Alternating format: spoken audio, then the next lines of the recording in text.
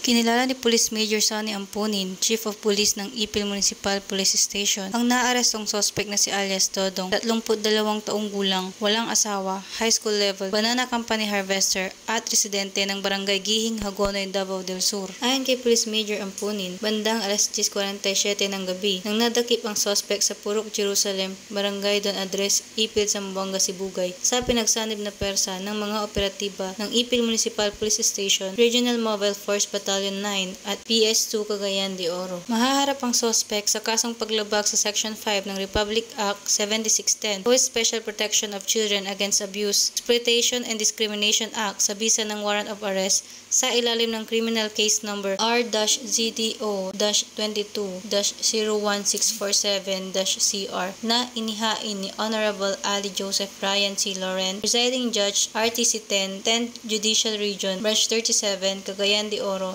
na may inirekomendang piyansa na 200,000 pesos. Habang isinasagawang operasyon, ay nakumpiska din sa suspect ang 2 unit ng Technopop 5 na ginamit bilang alternative recording device. Nasa kustudiya na ng Ipil MPS ang suspect para sa maayos na dokumentasyon at tamang disposisyon. Patuloy na paiigtingin ng Zamboanga PNP sa pangunguna ni Police Brigadier General Bowen Joey M. Masauding ang pagpapatupad ng batas na isa sa 5 focus agenda ni Chief PNP upang makamit ang mapayapa, maayos at ligtas na bansa para sa maunlad na bagong Pilipinas. Mula dito sa Zamboanga, Sibugay, ako ang inyong PNN correspondent, Patrolwoman Luis Marie Conde.